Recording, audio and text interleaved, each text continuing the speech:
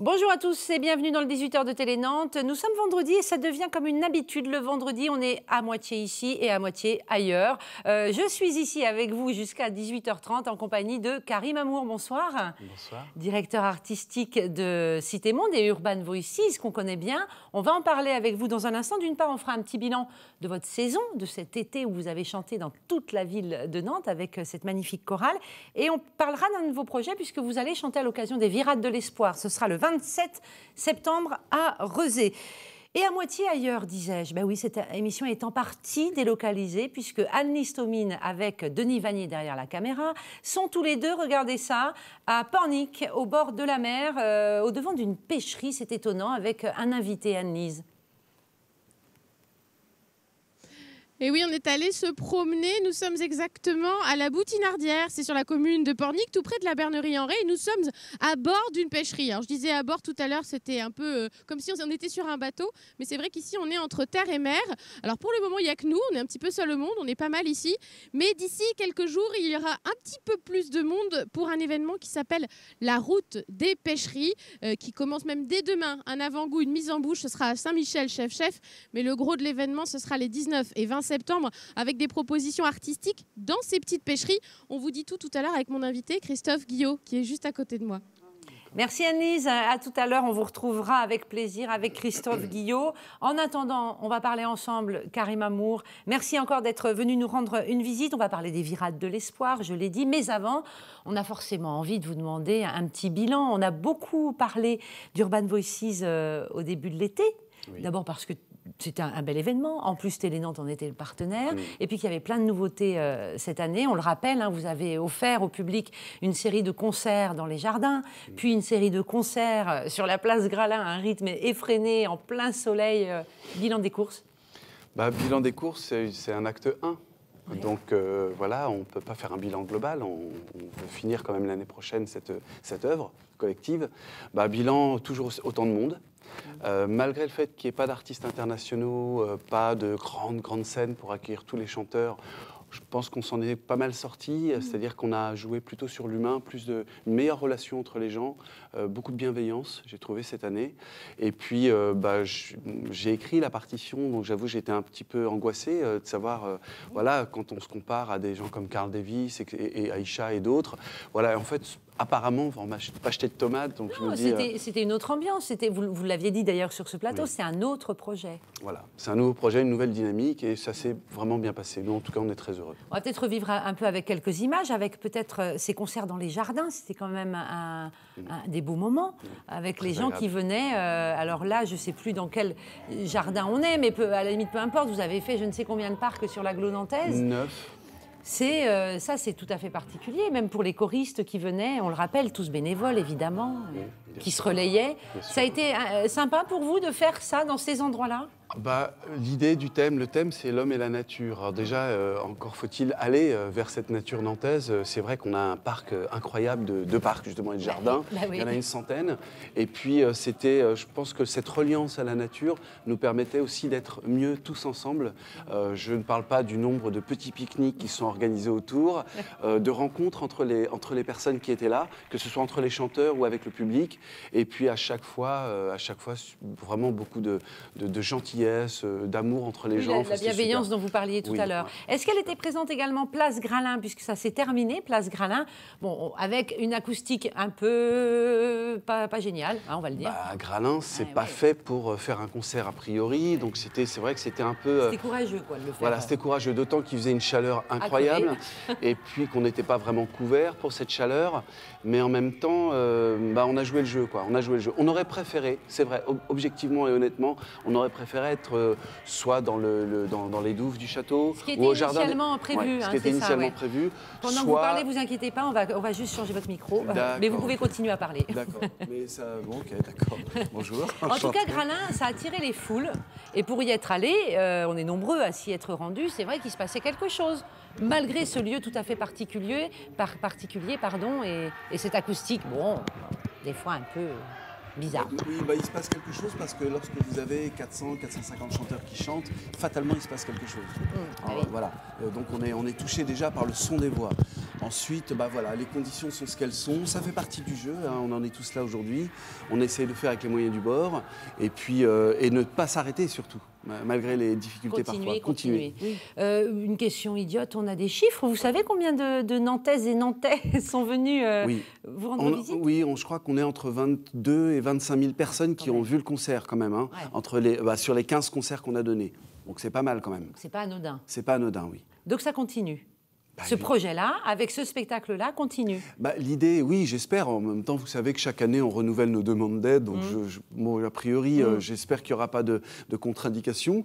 Mais a priori, on continue et surtout, on complète l'œuvre par des nouvelles chansons pour essayer de finir ce spectacle en grande pompe en 2016. Donc, pareil, dans les jardins aussi, avec des petites surprises à l'intérieur. Et puis, essayer de faire un final peut-être dans une salle. Alors voilà, on est en pleine négociation. On aimerait bien... Ça se construit petit à petit. Voilà.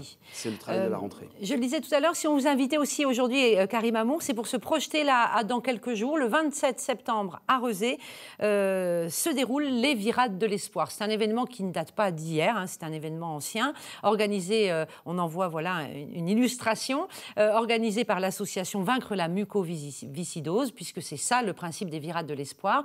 Ce sont des événements festifs dans toute la France, hein, et en particulier à Rezé pour ce qui concerne la Loire-Atlantique. Et ces derniers jours, sur les réseaux sociaux, Urban Voices invitait tout le monde à s'y rendre parce que vous allez jouer là-bas. Voilà, on aime bien, en général, on se retrouve en septembre avec Urban Voices, donc on l'a fait pour le cancer, pour les handicaps, et puis cette année pour cet événement et cette association qui fait partie pratiquement des 5 ou 6 plus importantes, en fait, hein, au niveau national. Oui. En termes de rentrée financière, il faut savoir que cette maladie, alors je dirais heureusement ou malheureusement, je ne sais pas, est principalement aidée par des associations pour la recherche. Donc les associations participent énormément aux recherches, au soutien des familles, etc. L'accompagnement, effectivement. L'accompagnement, etc. C'est une maladie génétique, vous savez bien, vous allez sûrement en parler. Et on a trouvé la démarche superbe. Nous, on cherchait un événement de rentrée pour redonner aussi un petit peu de dynamique au projet. Et puis, on trouvait que ça avait du sens. Et puis voilà, donc on va se retrouver le 27. Et on invite bien sûr non seulement tous les Nantais à venir, et les gens de Rezé et de la métropole, mais également les chanteurs d'Urban Voices qui commencent à s'inscrire petit à petit pour ce concert. On reparle tout de suite de votre engagement avec toute l'association sur les Virades. Juste avant, vous le disiez, la mucoviscidose, c'est une maladie génétique qui concerne à peu près 200 nouveau-nés en France par an, chaque année. 2 millions de porteurs sains. Voilà, c'est ça. Donc, c'est une maladie qui touche respiratoire, mais digestive aussi. Je vous propose pour mieux la comprendre, peut-être cette maladie, très grave évidemment, qu'on ne soigne pas complètement, mais en revanche, on a beaucoup évolué, la recherche a fait évoluer les conditions de vie des malades. On va redécouvrir un petit extrait d'une animation proposée par l'association Vaincre la mucoviscidose et diffusée à l'occasion de ces virades. Regardez. La mucoviscidose est une maladie invisible qui ne se guérit pas.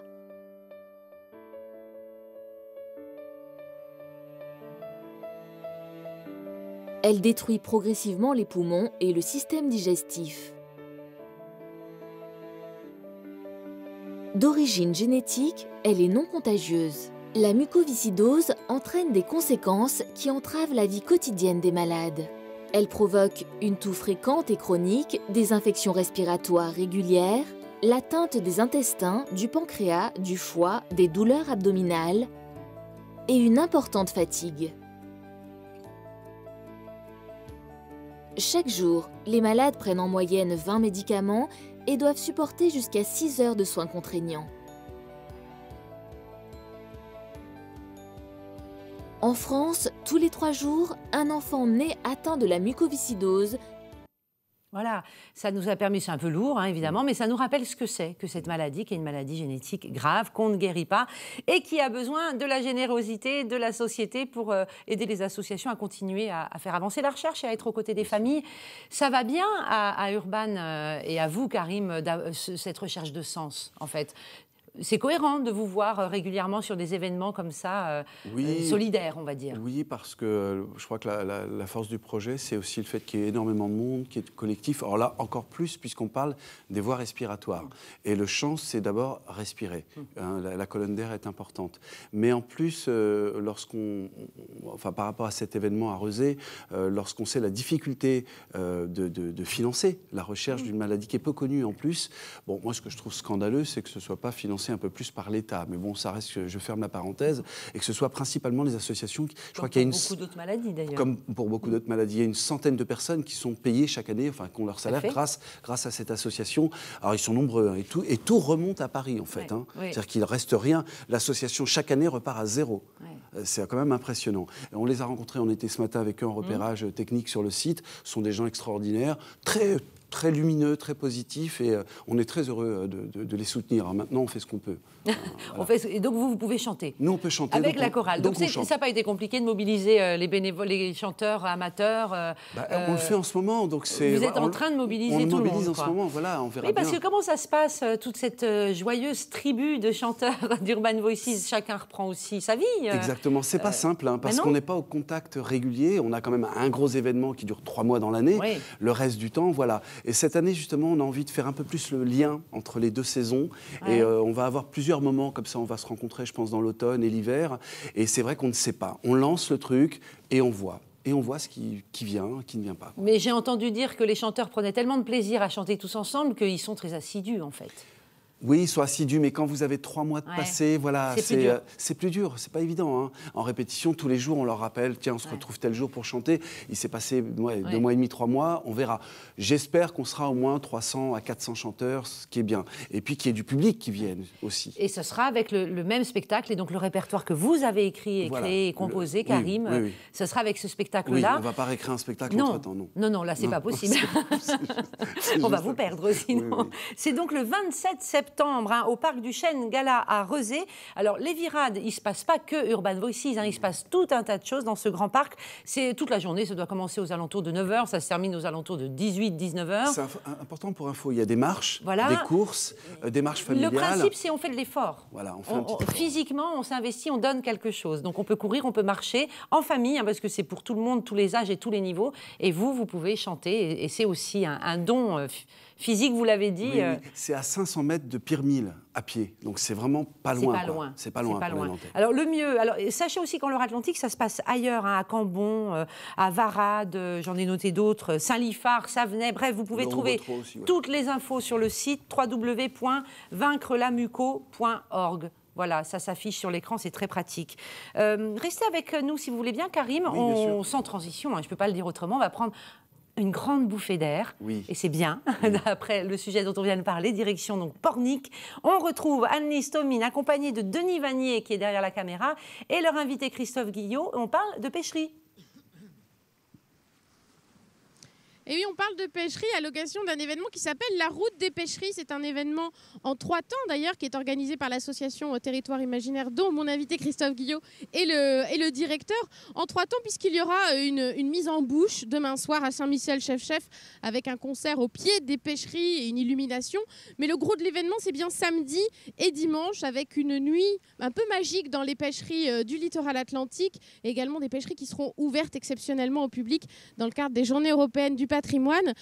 C'est déjà la 2e fois que vous faites cet événement en Loire-Atlantique. Il y avait eu une nuit des pêcheries en 2013 et là vous changez un peu de dimension, hein.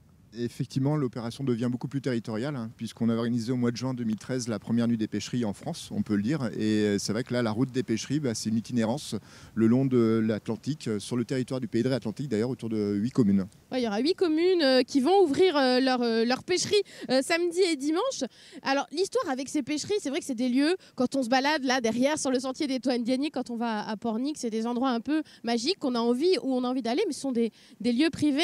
Vous, l'histoire avec les pêcheries, c'est d'abord une histoire de famille. Là, on est sur votre pêcherie, la pêcherie familiale. Exactement, c'est tout à fait ça. C'est la pêcherie familiale qui m'a donné envie en fait, de partager ce patrimoine, puisqu'en fait, on est occupant en fait, de ces cabanes. C'est une autorisation qui nous est donnée par l'État. Et en fait, finalement, c'est un peu notre espace privé. Et le fait d'ouvrir la porte temporairement, ne serait-ce que dans le cadre d'une nuit des pêcheries ou des portes ouvertes, c'est l'occasion pour le public de vraiment découvrir ce qu'il y a à l'intérieur, parce que ça reste quand même assez mystérieux. Ça reste toujours assez mystérieux. Nous, on est rentrés tout à l'heure. On ne peut pas rentrer parce que ça passe pas la liaison, mais il y a des canapés, on est bien installé. Il y a aussi évidemment des filets de pêche, puisque c'est surtout ça, c'est une pêcherie. On parle aussi de carlet. Oui, le carlet, en fait, c'est tout simplement le filet. C'est la technique, donc le filet qu'on va baisser dans l'eau, tout au fond, et puis qu'on va relever et en gardant l'espoir de récupérer un petit poisson. Voilà, qu'est-ce qu'on pêche avec ces carlets ? Ici, on pêche essentiellement de la friture, beaucoup d'éperlans, un petit peu d'anchois aussi, puis quand même pas mal de crevettes. aussi. Du boucau, on en pêche aussi. On peut pêcher ça. Alors c'est vrai que c'est une construction assez typique du littoral atlantique. Il y en a pas mal dans notre département. Hein. Alors, dans notre département, il y en aurait 150 à 200, enfin 150 en tout cas en fonctionnement. Et puis en France, il y en aurait plus de 2000 entre l'estuaire de la Gironde et celui de la Loire. En sachant que c'est en Charente-Maritime, on se disait ça, qu'il y en a le plus. Et vous êtes même vous-même allé aussi avec votre asso, justement, faire la même proposition que celle qu'on va découvrir dans les jours à venir ici, c'est-à-dire ouvrir ces pêcheries au public. Hein. C'est vraiment votre credo. C'est mon créneau, c'est le créneau de l'association aujourd'hui, d'aller à la rencontre des estuaires, celui de la Charente, de la Gironde, de la Loire, et puis de partager ce patrimoine dans le cadre d'opérations qu'on appelle ici, c'est vrai, le projet autour des pêcheries, la route des pêcheries, mais par contre, quand on va du côté de la Charente-Maritime, on parle de carlet. Ouais. Donc culturellement, il faut aussi s'adapter en termes de communication. C'est ça, il y a un jargon un peu différent suivant les lieux. Pour vous, comment vous l'expliquez, la magie de ces pêcheries-là, la fascination qu'elles peuvent exercer sur les gens, et puis sur vous singulièrement? C'est quoi votre avis? Je pense que la magie, elle vient aussi du fait que ces pêcheries ne sont pas accessibles. Et donc, comme je disais tout à l'heure, ça reste un mystère, on ne sait pas trop ce qu'il y a dedans. Enfin, nous, on le voit bien quand on est là en famille, entre amis, et on voit les badauds en bas sur la plage qui nous regardent et on sent qu'il y a l'envie, monsieur, est-ce qu'on peut monter? Donc voilà, moi j'ai envie de montrer ce qui se passe à l'intérieur. Après, le montrer par la pédagogie, mais je dirais que c'est pas tout à fait le rôle de l'association. Ça se fait par des associations comme celle qui est partenaire de la nôtre. C'est l'association pour la conservation des pêcheries de la Côte de Jade qui, dans le cadre des Journées européennes du patrimoine, 19-20 septembre, ils vont ouvrir des pêcheries le long de littoral, Pornic, la Bernerie. Et alors que nous, c'est vrai qu'on est plus sur une approche imaginaire, territoire imaginaire, donc on est plus sur des propositions artistiques, des expériences artistiques que le public peut vivre à l'intérieur des cabanes. Voilà, donc déjà, non seulement on ouvre les pêcheries, mais en plus on va y faire des choses qu'on n'a pas l'habitude de faire, de voir des spectacles aussi en petit format, puisqu'évidemment il n'y a pas une très grande jauge dans ces pêcheries, on imagine bien. Si on s'attarde un peu sur le programme, demain soir déjà, vous commencez un petit peu, à Saint-Michel-Chef-Chef, il y aura un concert sur la plage au pied des pêcheries. Oui, on a appelé ça au pied des pêcheries, il fallait donner un nom. En fait, le concept, c'est qu'on ne rentre pas, cette fois-ci, dans les pêcheries. Par contre, on va pouvoir... On crée le désir, un peu. Voilà, c'est exactement. Et l'idée, là, c'est vraiment une mise en bouche. En fait, concrètement, on va organiser un concert sur la plage. On va installer des transats, des petits plaids, parce qu'ils risquent de faire un petit peu frisquet, mais on aura quoi se réchauffer. Et joueront, en fait, sur une scène à même le sol, Benjamin Jarry et puis Marc Morvan, donc un petit duo folk vraiment tout doux. Et en parallèle, en fait, à leur jeu, les pêcheries, les 11 pêcheries qui seront en arrière-plan s'illumineront au fur et à mesure. Et à la fin du concert, on a Julien Breton, un calligraphe lumineux, on peut le dire, qui est nantais et qui viendra aussi faire des performances avec en arrière-plan ces pêcheries. Et voilà, et c'est vraiment l'instant de contemplation qu'on souhaite proposer aussi au public. Voilà, dans un premier temps, dès demain à Saint-Michel-Chef-Chef à partir de 20h30.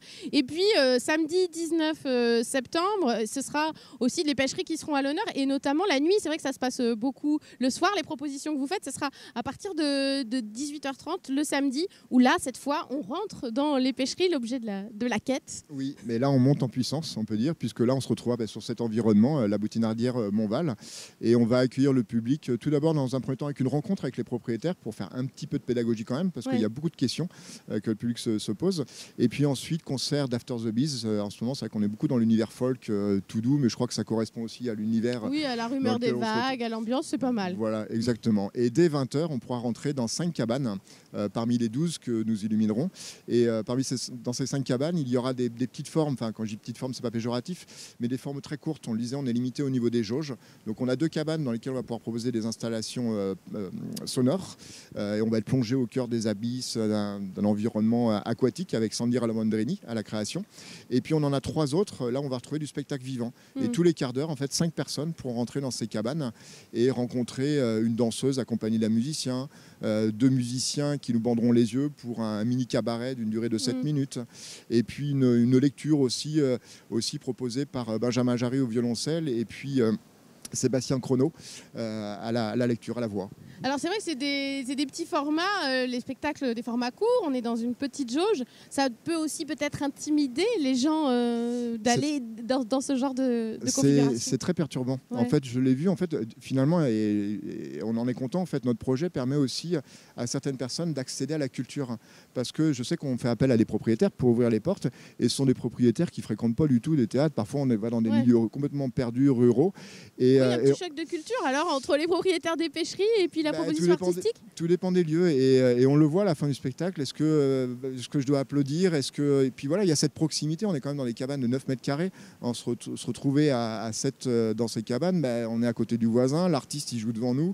Enfin, c'est pas comme si on était dans une salle de spectacle où l'artiste, ça va, il est sur la scène, il est à 20 mètres. Voilà, on peut le regarder, faire une sieste. Non, là, on est vraiment dans une relation, en tout cas. Alors après, en dehors du spectacle, dans les pêcheries, il y a aussi une spectacle. Vous servez des pêcheries aussi comme décor pour des illuminations. C'est ce que vous aviez fait l'an passé aussi à Foura, en Charente-Maritime. Quand la nuit tombe, les pêcheries vont s'illuminer avec aussi plusieurs installations. Oui, et en fait, le constat aussi qu'on a fait au fur et à mesure de nos expériences, c'est que le public nous disait, mais grâce à vous, finalement, on porte même plus le même regard sur ce patrimoine, parce que finalement on n'y prête plus forcément attention à ces paysages, on les voit au quotidien, alors que le fait de les illuminer, finalement le public nous dit mais grâce à vous j'ai une autre image de ce patrimoine et d'un seul coup il est sublimé et c'est vrai que là on va proposer sur 800 mètres une déambulation toute douce où on pourra se mettre sur des petites fenêtres à observer, à contempler ces paysages qui viendront féeriques, poétiques. Vous avez même inventé des carrelets réverbères. Oui, ça c'est notre nouvelle invention, c'est une nouvelle scénographie de cette année. Donc on s'est inspiré de l'architecture des enlarmes, les tiges qui retiennent le carrelet. On en a fait des abat-jours et donc on en aura 25 de dispersés sur le sentier douanier comme balise lumineuse. Et puis alors le dimanche, vraiment, là c'est la journée vraiment patrimoine aussi, journée européenne du patrimoine, où on pourra voir des pêcheries rentrer dans les pêcheries sur 8 communes du littoral. Oui, ça. En fait, comme je disais, Territoire imaginaire est plus sur une approche artistique, mais on aime bien aussi la pédagogie. Et il se trouve que sur le territoire, il y a des pêcheries qui appartiennent à des municipalités ou à des institutions. Et donc on est allé les voir et on leur a demandé en fait d'ouvrir exceptionnellement le temps des Journées européennes du patrimoine. On est allé voir évidemment l'association pour la conservation des pêcheries de la Côte de Jade, mais aussi une association qui est dans l'estuaire, qui s'appelle l'Association des pêcheurs du Sud-Estuaire, à Saint-Brévin et Corcelles, qui eux ouvriront 4 pêcheries. Et puis il y a également des propriétaires privés qu'on est allé voir, que ce soit à la Bernerie, que ce soit aussi à Saint-Michel. Et au final, ce sont 20 pêcheries qui ouvriront le temps du week-end des Journées européennes du patrimoine. Voilà, pour les privilégiés que seront les gens qui viendront. Vous le disiez, il y en a certaines pêcheries qui sont sur l'estuaire de la Loire. Il y a les pêcheries de mer, comme ici, là où on se trouve, mais il y en a aussi qui sont de l'autre côté du pont de Saint-Nazaire, à Saint-Brévin et à Corcelles. Puis là, c'est d'autres réglementations, on le sait assez peu, mais... Logiquement, il y a une réglementation qui est la même, qui est appliquée de toute façon par l'État. Après, au niveau de l'estuaire, c'est le Grand Port Maritime de Nantes-Saint-Nazaire qui gère cette application. Ici, c'est la direction départementale des territoires et de la mer de la Loire-Atlantique. Ils sont en train d'uniformiser plus ou moins ça, mais c'est... En tout cas, voilà, quand on veut avoir une pêcherie, c'est une concession, donc une autorisation d'occupation temporaire qu'on nous accorde. Sur le domaine de l'État, parce qu'on est sur le domaine de l'État présentement. Exactement, et on doit déposer aussi un permis de construire. Il faut que la cabane fasse pas plus de 9 mètres carrés, impossibilité d'avoir de l'électricité, d'arriver du gaz. Enfin voilà, il ne faut pas que ça soit une maison. L'idée, c'est que ça reste vraiment un espace de loisirs, de pêche, où on peut se retrouver. Voilà, où on pique-nique, éventuellement, on va faire une petite sieste aussi. C'est ce genre de petits moments qu'on vit dans une pêcherie. On peut tout faire. On peut tout faire, on peut tout imaginer. Et on peut aussi y découvrir des spectacles. Alors voilà, ce sera le programme. Donc dès demain, on le redit quand même, Saint-Michel Chef à partir de 20h, un concert au pied des pêcheries pour déjà vous donner envie de revenir le samedi et le dimanche, les 19 et 20 septembre, pour ces propositions artistiques et puis pour redécouvrir le patrimoine du littoral atlantique. Il y en a de plus en plus des pêcheries d'année en année où il y en a qui tombent à l'eau. Ici, il y a une dizaine d'années, il n'y en avait plus que 4. Et puis il suffit de regarder aujourd'hui, il y en a une dizaine. Et aujourd'hui, non, elles sont préservées. Et grâce aussi à des associations qui justement sont engagées à convaincre les propriétaires de préserver ce patrimoine culturel. Voilà, grâce à vous aussi qui faites vivre ces pêcheries. On porte un nouveau regard et on a envie aussi de les protéger, forcément. Alors venez découvrir ces pêcheries. En tout cas, on vous y invite. Nous, on est plutôt pas mal ici. Vous voulez rajouter quelque chose ? Une petite précision, parce que comme on le disait tout à l'heure, les jauges sont très très limitées. Oui. Et en fait, on a une jauge de 460 places samedi 19 septembre lors de la nuit des pêcheries. Et on va ouvrir une billetterie. On est obligé, on va devoir avoir un ticket pour rentrer. Et c'est dès 18h30 la billetterie. Au niveau de Montval, pour information, qu'on pourra retirer les tickets. Mais pour 2 € et toutes les infos sur le site Territoire Imaginaire, évidemment, pour voir le détail de la programmation. Merci beaucoup, Christophe Guillot, de nous avoir ouvert les portes de cette pêcherie. Je vous en prie, merci à vous. Merci beaucoup Anne-Lise avec Christophe Guillot et donc Denis Vanier à la caméra. Vraiment, c'était super ce grand bol d'air là en ce vendredi soir. Karim aurait bien aimé dire plein de choses sur les pêcheries qu'il connaît bien, mais on n'a pas le temps. Donc je vous rappelle, les infos pratiques du soir, c'est le 27 septembre. Vous retrouvez Urban Voices au Virade de l'Espoir à Rezé, au parc du Chêne Galast à 500 mètres à pied de Pirmil, vous l'avez dit. Et c'est à 15h que vous chantez. Et les virades, on peut y courir et y marcher toute la journée. Quant aux pêcheries, eh bien, rendez-vous sur le site de Territoire Imaginaire pour redécouvrir tout le programme. Merci à vous de nous avoir suivis. Excellent week-end sur Télé Nantes. Et puis un peu dehors aussi, je vous le souhaite. À bientôt.